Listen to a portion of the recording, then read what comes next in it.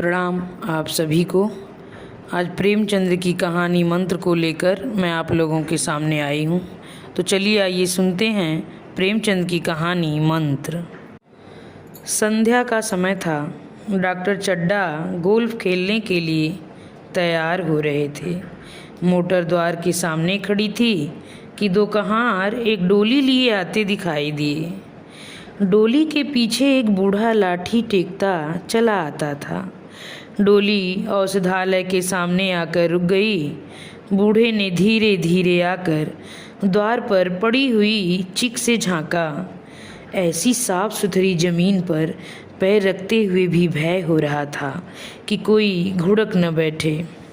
Doctor साहब को सामने देख कर भी उसे कुछ कहने का साहस न हुआ। डॉक्टर साहब ने चिक के अंदर से गरज कर कहा, कौन है, क्या चाहता है? बूढ़े ने हाथ जोड़कर कहा, हुजूर बड़ा गरीब आदमी हूँ, मेरा लड़का कई दिन से। डॉक्टर साहब ने सिगार जलाकर कहा, कल सवेरे आओ, कल सवेरे, हम इस वक्त मरीजों को नहीं देखते। बूढ़े ने घुटने टेक कर जमीन पर सिर रख दिया और बोला, दुहाई है सरकार की, लड़का मर जाएगा हुजूर, 4 दिन से आंखें नहीं। डॉक्टर चड्ढा ने कलाई पर नज़र डाली। केवल 10 मिनट का समय और बाकी था। गोल्फ स्टिक खूंटी से उतारते हुए बोले, कल सवेरे आओ, कल सवेरे, यह हमारे खेलने का समय है। बूढ़े ने पगड़ी उतार कर चौखट पर रख दी और रोकर बोला, हुजूर एक निगाह देख लें, बस एक निगाह, लड़का हाथ से चला जाएगा हुजूर। 7 लड़कों में यही एक बच रहा है हुजूर, हम दोनों आदमी रो रो मर जाएंगे सरकार। आपकी बढ़ती हुए दीनबंधु। ऐसे उजड़ देहाती यहाँ प्रायः रोज आया करते थे। डॉक्टर साहब उनके स्वभाव से परिचित थे। कोई कितना ही कुछ कहे पर वे अपनी ही रट लगाते जाएंगे, किसी की सुनेंगी नहीं। धीरे से चिक उठाई और बाहर निकल मोटर की तरफ चले। बूढ़ा कहता हुआ उनके पीछे दौड़ा, सरकार बड़ा धर्म होगा, हुजूर दया कीजिए, बड़ा दीन दुखी हूँ, संसार में कोई और नहीं है बाबूजी। मगर डॉक्टर साहब ने उसकी ओर मुंह फेर कर तक नहीं देखा। मोटर पर बैठकर बोले, कल सवेरे आना। मोटर चली गई। बूढ़ा कई मिनट तक मूर्ति की भांति निश्चल खड़ा रहा। संसार में ऐसे मनुष्य भी होते हैं जो अपने आमोद प्रमोद के आगे किसी की जान की भी परवाह नहीं करते। शायद इसका उसे अब विश्वास न आता था। सभ्य संसार इतना निर्मम, इतना कठोर है, इसका ऐसा मर्मवेदी अनुभव अब तक न हुआ था। वह उन पुराने ज़माने की जीवों में था जो लगी हुई आग को बुझाने, मुर्दे को कंधा देने, किसी के छप्पर को उठाने और किसी कलह को शांत करने के लिए सदैव तैयार रहते थे। जब तक बूढ़े को मोटर दिखाई दी, वहाँ खड़ा टकटकी लगाए उस ओर ताकता रहा। शायद उसे अब भी डॉक्टर साहब के लौट आने की आशा थी। फिर उसने कहारों से डोली उठाने को कहा। डोली जिधर से आई थी उधर ही चली गई। चारों ओर से निराश होकर वह डॉक्टर चड्ढा के पास आया था। इनकी बड़ी तारीफ सुनी थी। यहाँ से निराश होकर फिर वह किसी दूसरे डॉक्टर के पास न गया। किस्मत ठोक ली। उसी रात को उसका हंसता खेलता 7 साल का बालक अपनी बाल लीला समाप्त करके इस संसार से सिधार गया। बूढ़े माँ बाप के जीवन का यही एक आधार था। इसी का मुंह देखकर जीते थे। इस दीपक के बुझते ही जीवन की अंधेरी रात भाएं भाएं करने लगी। बुढ़ापे की विशाल ममता टूटे हुए हृदय से निकलकर अंधकार में आर्त स्वर से रोने लगी।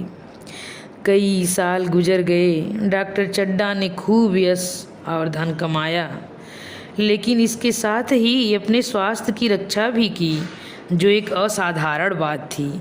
ये उनके नियमित जीवन का आशीर्वाद था कि 50 साल की अवस्था में उनकी चुस्ती और फुर्ती युवकों को भी लज्जित करती थी।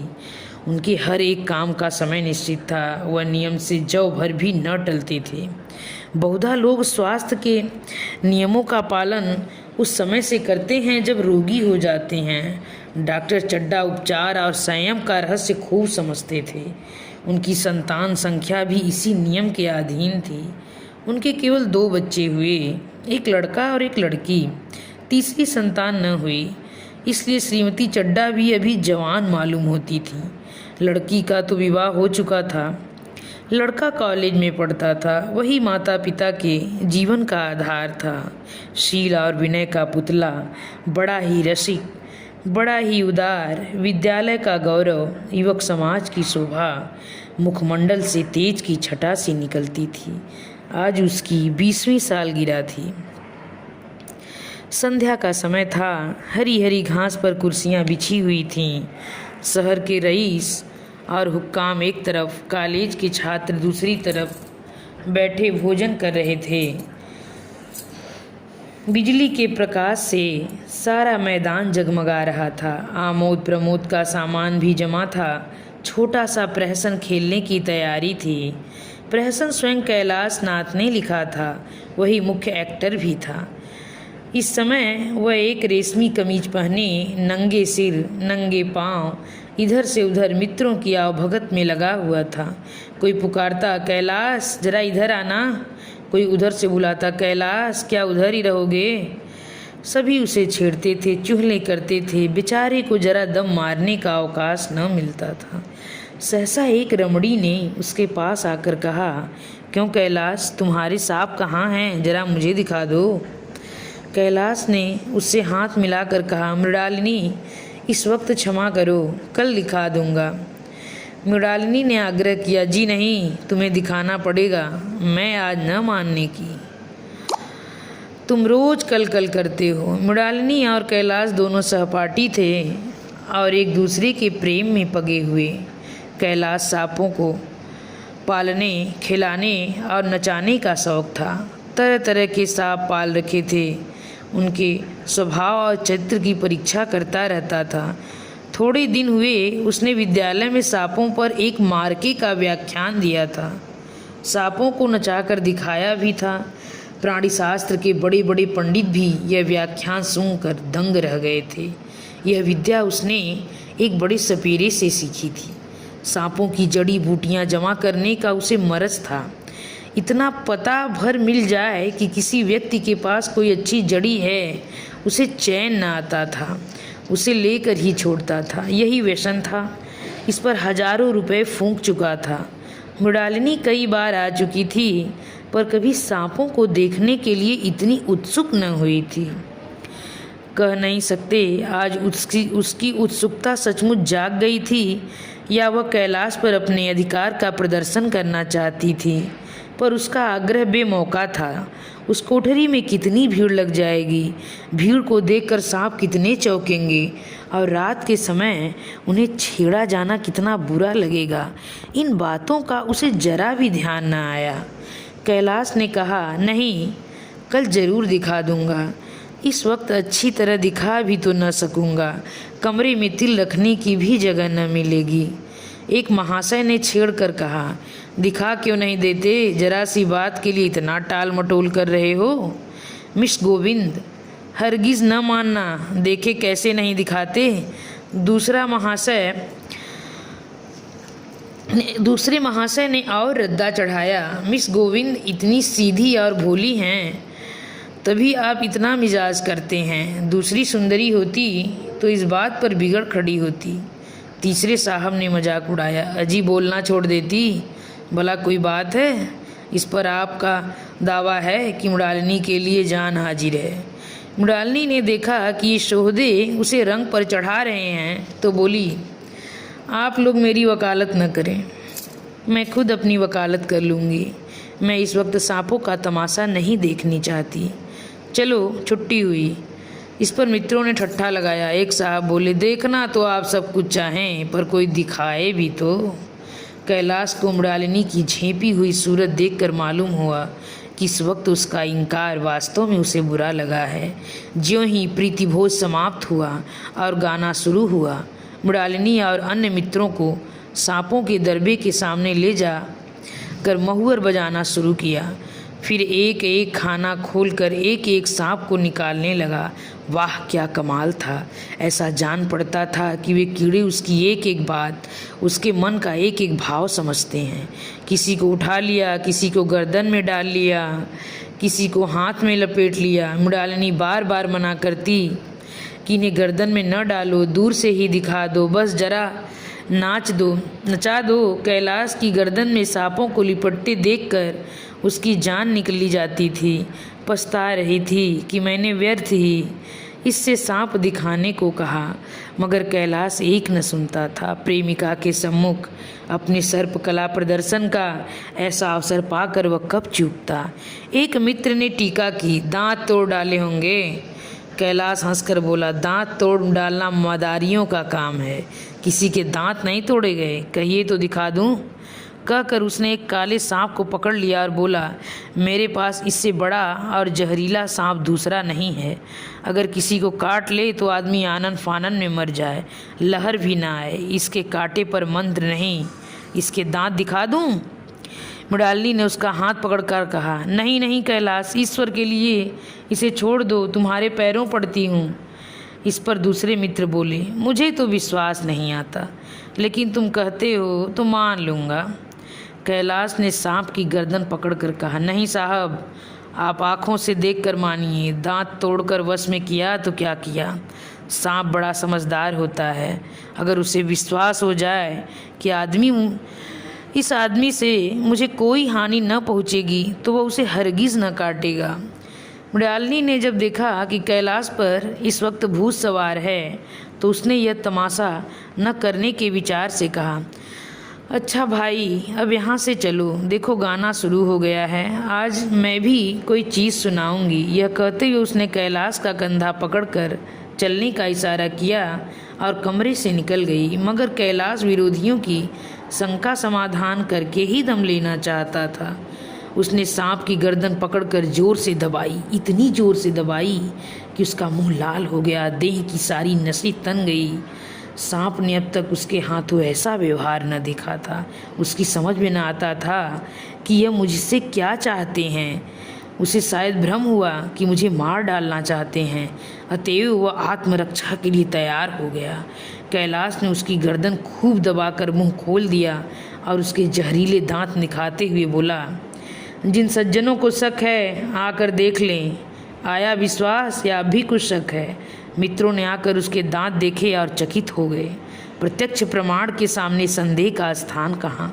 मित्रों का शंका निवारण करके कैलाश ने सांप की गर्दन ढीली कर दी और उसे जमीन पर रखना चाहा, पर वह काला गेहूं क्रोध से पागल हो रहा था। गर्दन नरम पड़ते ही उसने सिर उठाकर कैलाश की उंगली में जोर से काटा और वहाँ से भागा।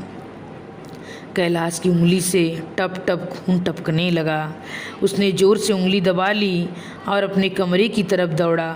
वहाँ मेज की दराज में एक जड़ी रखी हुई थी जिसे पीसकर लगा देने से घातक विष भी रफू हो जाता था।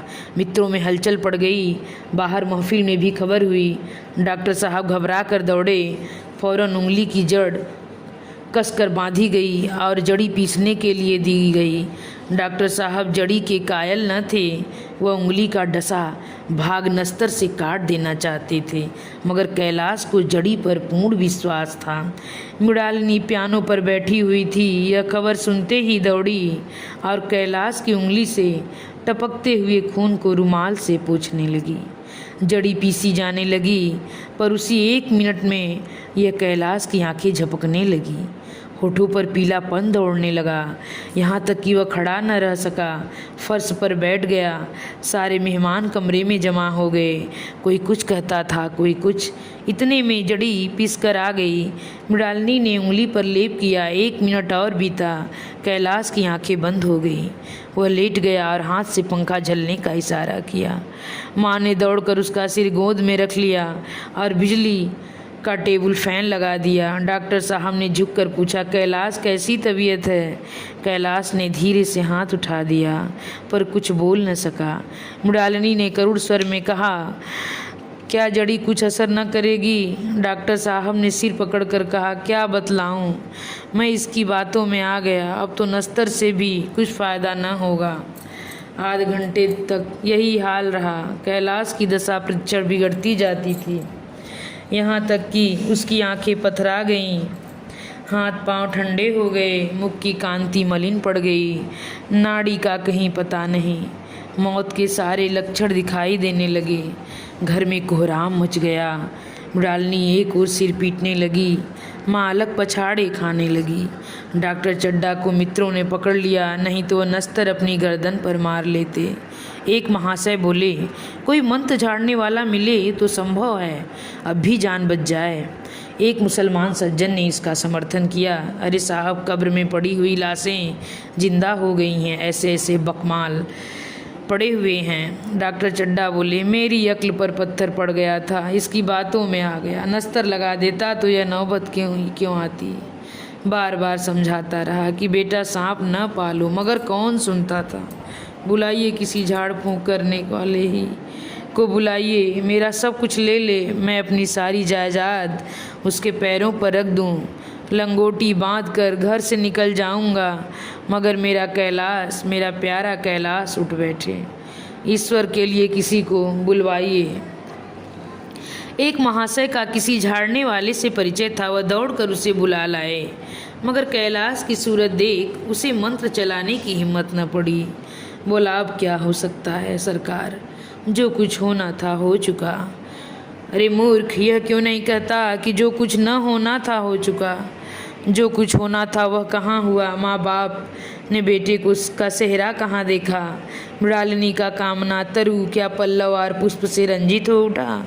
मन के वह स्वर्ण स्वप्न जिनसे जीवन आनंद का स्रोत बना हुआ था, क्या पूरे हो गए। जीवन के नृत्यमय तारिका मंडल सागर में आमोद की बहार लूटते हुए क्या उनकी नौका जलमग्न नहीं हो गई। जो न होना था वह हो गया। वह हरा भरा मैदान था, वही सुनहरी चांदनी एक निःशब्द संगीत की भांति प्रकृति पर छाई हुई थी। वही मित्र समाज था, वही मनोरंजन के सामान थे, मगर जहाँ हास्य की ध्वनि थी वहाँ करुण क्रंदन और अश्रु प्रवाह था। शहर से कई मील दूर एक छोटे से घर में एक बूढ़ा और बुढ़िया अंगीठी के सामने बैठे जाड़े की रात काट रहे थे। बूढ़ा नारियल पीता था और बीच बीच में खांसता था। बुढ़िया दोनों घुटनियों में सिर डाले आग की ओर ताक रही थी। एक मिट्टी के तेल की कुप्पी ताक पर जल रही थी। घर में ना चारपाई थी न बिछौना। एक किनारे थोड़ी सी पुआल पड़ी थी। इसी कोठरी में एक चूल्हा था। बुढ़िया दिन भर उपले और सूखी लकड़ियाँ बटोरती थी। बूढ़ा रस्सी बांटकर बाजार में बेच आता था। यही उनकी जीविका थी। उन्हें न किसी ने रोते देखा न हंसते। उनका सारा समय जीवित रहने में कट जाता था। मौत द्वार पर खड़ी थी, रोने या हंसने की कहाँ फुर्सत। बुढ़िया ने पूछा, कल के लिए संतो है? नहीं। काम क्या करोगे? जाकर झगड़ू शाह से 10 सेर सन उधार लाऊंगा। उसके पहले के पैसे तो दिए ही नहीं, और उधार कैसे देगा? न देगा न सही। घास तो कहीं नहीं गई है। दोपहर तक क्या 2 आने की भी न काटूंगा। इतने में एक आदमी ने द्वार पर आवाज़ दी, भगत भगत, क्या सो गए? जरा किवाड़ खोलो। भगत ने उठकर किवाड़ खोल दिए। एक आदमी ने अंदर आकर कहा, कुछ सुना? डॉक्टर चड्डा बाबू के लड़के को सांप ने काट लिया। भगत ने चौंक कर कहा, चड्डा बाबू के लड़के को? वही चड्डा बाबू हैं जो छावनी में बंगले में रहते हैं? हाँ हाँ वही। शहर में हल्ला मचा हुआ है, जाते हो तो जाओ, आदमी बन जाओगे। बूढ़े ने कठोर भाव से सिर हिलाकर कहा, मैं नहीं जाता, मेरी बला जाए। वही चड्ढा है, खूब जानता हूँ। भैया को लेकर उन्हीं के पास गया था। खेलने जा रहे थे, पैरों पर गिर पड़ा भी। एक नज़र देख लीजिए, मगर उन्होंने सीधे मुंह से बात तक न की। भगवान बैठे सुन रहे थे। अब जान पड़ेगा कि बेटे का गम कैसा होता है। कई लड़के हैं? नहीं जी, यही तो एक लड़का था। सुना है सबने जवाब दे दिया है। भगवान बड़ा कारसाज है। उस बखत मेरी आँखों से आंसू निकल पड़े थे, पर उन्हें तनिक भी दया न आई थी। मैं तो उनके द्वार पर होता तो भी न पूछता। तो न जाओगे? हमने जो सुना था सो कह दिया। अच्छा किया, कलेजा ठंडा हो गया, आंखें ठंडी हो गईं, लड़का भी ठंडा हो गया होगा। तुम जाओ, आज चैन की नींद सोऊंगा। बुढ़िया से, जरा तंबाकू ले ले, एक चिलम और पीऊँगा। अब मालूम होगा लाला को, सारी साहिबी निकल जाएगी। हमारा क्या बिगड़ा? लड़के के मर जाने से कुछ राज तो नहीं चला गया। जहाँ 6 बच्चे मर गए थे वहाँ एक और चला गया। तुम्हारा तो राज सुना हो जाएगा। उसी के वास्ते सबका गला दबा दबा कर जोड़ा था ना। अब क्या करोगे? एक बार देखने जाऊंगा, फिर कुछ दिन बाद मिजाज का हाल पूछूंगा। आदमी चला गया। भगत ने किवाड़ बंद कर लिए, तब चिलम पर तंबाकू रख कर पीने लगा। बुढ़िया ने कहा, इतनी रात गए, जाड़े पाले में कौन जाएगा? अरे दोपहर ही होता तो मैं न जाता, सवारी दरवाजे पर लेने आती तो भी न जाता। भूल नहीं गया हूँ, पन्ना की सूरत आज भी आँखों में फिर रही है। इस निर्दयी ने उसे एक नज़र देखा तक नहीं। क्या मैं न जानता था कि वह न बचेगा? खूब जानता था। चड्डा भगवान नहीं थे कि उनके एक निगाह देख लेने से अमृत बरस जाता। नहीं, खाली मन की दौड़ थी, जरा तसल्ली हो जाती, बस इसलिए उनके पास गया था। अब किसी दिन जाऊंगा और कहूँगा, क्यों साहब, कहिए क्या रंग है? दुनिया बुरा कहेगी, कहे, कोई परवाह नहीं। छोटे आदमियों में से तो सब ऐब होते हैं, बड़ों में कोई ऐब नहीं होता, देवता होते हैं। भगत के लिए यह जीवन में पहला अवसर था कि ऐसा समाचार पाकर वह बैठा रह गया हो। 80 वर्ष के जीवन में ऐसा कभी न हुआ था कि सांप की खबर पाकर वह दौड़ न गया हो। माघ पूस की अंधेरी रात, चैत बैसाख की धूप और लू, सावन भादों की चढ़ी हुई नदी और नाले, किसी की उसने कभी न परवाह की। वह तुरंत घर से निकल पड़ता था, निस्वार्थ निष्काम। लेन देन का विचार कभी दिल में नहीं आया, वैसा काम ही न था। जान का मूल्य कौन दे सकता है? यह एक पुण्य कार्य था। सैकड़ों निराशों को उसके मंत्रों ने जीवन दान दे दिया था, पर वह आज घर से कदम नहीं निकाल सका। यह खबर सुनकर सोने जा रहा था। बुढ़िया ने कहा, तम्बाकू अंगीठी के पास रखी हुई है, उसके भी आज 2.5 पैसे हो गए, देती ही न थी। बुढ़िया यह कहकर लेटी। बूढ़े ने कुप्पी बुझाई, कुछ देर खड़ा रहा, फिर बैठ गया, अंत को लेट गया। पर यह खबर उसके हृदय पर बोझे की भांति रखी हुई थी। उसे मालूम हो रहा था उसकी कोई चीज़ खो गई है, जैसे सारे कपड़े गीले हो गए हैं और या पैरों में कीचड़ लगा हुआ है, जैसे कोई उसके मन में बैठा हुआ उसे घर से निकालने के लिए कुरेद रहा है। बुढ़िया जरा देर में खर्राटे लेने लगी। बूढ़े बातें करते करते सोते हैं और जरा सा खटका होते ही जागते हैं। तब भगत उठा, अपनी लकड़ी उठा ली और धीरे से किवाड़ खोले। बुढ़िया ने पूछा, कहाँ जाते हो? कहीं नहीं, देखता था कितनी रात है। अभी बहुत रात है, सो जाओ। नींद नहीं आती। नींद काहे को आवेगी? मन तो चड्डा के घर पर लगा हुआ है। चड्डा ने मेरे साथ कौन सी नेकी कर दी है जो वहाँ जाऊँ?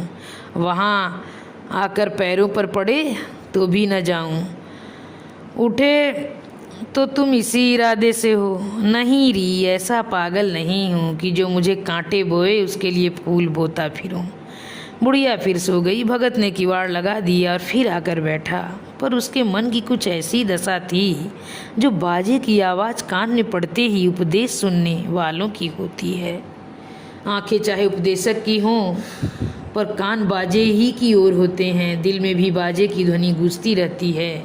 शर्म के मारे जगह से नहीं उठता। निर्दयी प्रतिघात का भाव भगत के लिए उपदेशक था, पर हृदय उस अभागे युवक की ओर था जो इस समय मर रहा था, जिसके लिए एक एक पल का विलंब घातक था। उसने फिर किवाड़ खोले इतनी धीरे से कि बुढ़िया को खबर भी न हुई। बाहर निकल आया। उसी वक्त गांव का चौकीदार गश्त लगा रहा था। बोला, कैसे उठे भगत? आज तो बड़ी सर्दी है, कहीं जा रहे हो क्या? भगत ने कहा, नहीं जी, जाऊंगा कहाँ, देखता था अभी कितनी रात है। भला कै बजे होंगे? चौकीदार बोला, 1 बजा होगा और क्या, अभी थाने से आ रहा था तो डॉक्टर चड्डा बाबू के बंगले पर बड़ी भीड़ लगी हुई थी। उनके लड़के का हाल तो तुमने सुना होगा, कीड़े ने छू लिया है, चाहे मर भी गया हो। तुम चले जाओ तो शायद बच जाए। सुना है 10,000 तक देने को तैयार हैं। भगत मैं तो न जाऊं, चाहे वो 10 लाख भी दे दें। मुझे 10,000 या 10 लाख लेकर क्या करना है? कल मर जाऊंगा, फिर कौन भोगने वाला बैठा हुआ है। चौकीदार चला गया। भगत ने आगे पैर बढ़ाया, जैसे नशे में आदमी की देह अपने काबू में नहीं रहती। पैर कहीं रखता, पड़ता कहीं है, कहता कुछ है, जबान से निकलता कुछ है। वही हाल इस समय भगत का था। मन में प्रतिकार था, पर कर्म मन के अधीन न था। जिसने कभी तलवार नहीं चलाई, वह इरादा करने पर तलवार नहीं चला सकता। उसके हाथ कांपते हैं, उठते ही नहीं। भगत लाठी खट खट करता लपका चला जाता था।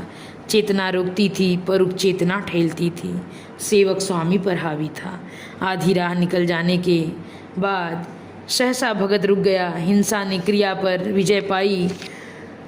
मैं यूं ही इतनी दूर चला आया। इस जाड़े पाले में मरने की मुझे क्या पड़ी थी? आराम से सोया क्यों नहीं? नींद ना आती न सही, 2-4 भजन ही गाता। व्यर्थ इतनी दूर दौड़ा आया। चड्डा का लड़का रहे या मरे, मेरी बला से। मेरे साथ उन्होंने ऐसा कौन सा सलूक किया था कि मैं उनके लिए मरूं? दुनिया में हजारों मरते हैं, हजारों जीते हैं। मुझे किसी के मरने जीने से मतलब। मगर उपचेतना ने अब दूसरा रूप धारण किया, जो हिंसा से बहुत कुछ मिलता जुलता था। वह झाड़ फूंक करने कहीं जा रहा है। वह देखेगा कि लोग क्या कर रहे हैं। डॉक्टर साहब का रोना पीटना देखेगा, किस तरह से सिर पीटते हैं, किस तरह पछाड़े खाते हैं। वह देखेगा कि बड़े लोग भी छोटों की ही भांति रोते हैं या सब्र कर जाते हैं। वे लोग तो विद्वान होते हैं, सब्र कर जाते होंगे। हिंसा भाव को यूँ धीरज देते हुए वह फिर आगे बढ़ा। इतने में 2 आदमी दिखाई दिए। दोनों बातें करते चले आ रहे थे। चड्डा बाबू का घर उजड़ गया। वही तो एक लड़का था। भगत के कान में यह आवाज़ पड़ी। उसकी चाल और भी तेज हो गई। थकान के मारे पाँव न उठते थे। शिरोभाग इतना बढ़ा जाता था मानो अब मुँह के बल गिर पड़ेगा। इस तरह वह कोई 10 मिनट चला होगा कि डॉक्टर साहब का बंगला नज़र आया। बिजली की बत्तियां जल रही थी, मगर सन्नाटा छाया हुआ था। रोने पीटने की आवाज़ भी न आती थी। भगत का कलेजा धक धक करने लगा। कहीं मुझे बहुत देर तो नहीं हो गई। वह दौड़ने लगा। अपनी उम्र में वह इतना तेज़ कभी न दौड़ा था। बस मालूम होता था मानो उसके पीछे मौत दौड़ आ रही हो। 2 बज गए। मेहमान विदा हो गए। रोने वालों में केवल आकाश के तारे रह गए और सभी रो रो कर थक गए। बड़ी उत्सुकता के साथ लोग रह रह कर आकाश की ओर देखते थे कि किसी तरह सुबह हो और लाश गंगा की गोद में दी जाए। सहसा भगत ने द्वार पर पहुंचकर आवाज़ दी। डॉक्टर साहब समझे कोई मरीज आया होगा। किसी और दिन उन्होंने उस आदमी को दुत्कार दिया होता, मगर आज बाहर निकल आए। देखा एक बूढ़ा आदमी खड़ा है, कमर झुकी हुई, पोपला मुँह, भौवें तक सफ़ेद हो गई थी। लकड़ी के सहारे काँप रहा था। बड़ी नम्रता से बोले, क्या है भाई? आज तो हमारे ऊपर ऐसी मुसीबत पड़ी गई है कि कुछ कहते नहीं बनता। फिर भी इधर 1 महीना तक तो शायद मैं किसी भी मरीज को न देख सकूंगा। भगत ने कहा, सुन चुका हूँ बाबूजी, इसलिए आया हूँ। भैया कहाँ हैं? जरा मुझे दिखा दीजिए। भगवान बड़ा कारसाज है, मुर्दे को भी जिला सकता है। कौन जाने अब भी उसे दया आ जाए। चड्डा ने व्यथित स्वर से कहा, चलो देख लो, मगर 3-4 घंटे हो गए। जो कुछ होना था हो चुका। बहुतेरे झाड़ने फूकने वाले आए, देख देख कर चले गए। डॉक्टर साहब को आशा तो क्या होती। हाँ, बूढ़े पर दया आ गई। अंदर ले गए। भगत ने लाश को 1 मिनट तक देखा, तब मुस्कुरा कर बोले, अभी भी कुछ नहीं बिगड़ा है बाबूजी। वह नारायण चाहेंगे तो आध घंटे में भैया उठ बैठेंगे। आप नाहक दिल छोटा कर रहे हैं। जरा कहारों से कहिए पानी तो भरें। कहारों ने पानी भर भर कर कैलाश को नहलाना शुरू किया। पाइप बंद हो गया था। कहारों की संख्या अधिक न थी, इसलिए मेहमानों ने अहाते के बाहर से कुएं से पानी भर भर कर कहारों को दिया।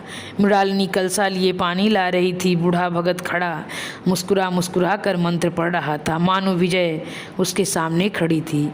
जब एक बार मंत्र समाप्त हो जाता तब वह एक जड़ी कैलाश को सूंघा देता। इस तरह न जाने कितने घड़े कैलाश के सिर पर डाले गए और न जाने कितनी बार भगत ने मंत्र फूका। आखिर जब उषा ने अपनी लाल लाल आँखें खोली तो कैलाश भी लाल लाल आँखें खुल गई। एक क्षण में उसने अंगड़ाई ली और पानी पीने को मांगा। डॉक्टर चड्ढा ने दौड़कर नारायणी को गले लगा लिया। नारायणी दौड़कर भगत के पैरों पर गिर पड़ी और मृणालिनी कैलाश के सामने आंखों में आंसू भर पूछने लगी, अब कैसी तबीयत है। एक क्षण में चारों तरफ खबर फैल गई। मित्रगण मुबारकबाद देने आने लगे। डॉक्टर साहब बड़े श्रद्धा भाव से हर एक के सामने भगत का यश गाते फिरते थे। सभी लोग भगत के दर्शनों के लिए उत्सुक हो उठे, मगर अंदर जाकर देखा तो भगत का कहीं पता न था।